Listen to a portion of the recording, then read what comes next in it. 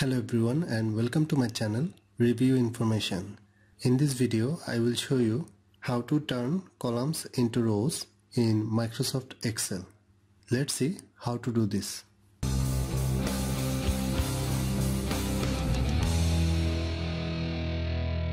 The trick is a very simple one. Open any Excel file. If you have data in columns that you should be in rows or the other way around, just copy the original block of cells,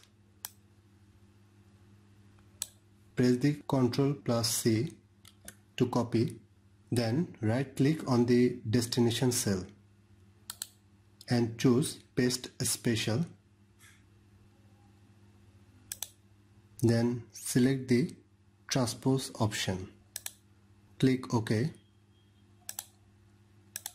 That's it. You can see the columns are turned into rows. That is how you can turn columns into rows or vice versa in Microsoft Excel. Thanks for watching. Hope you guys enjoyed my video.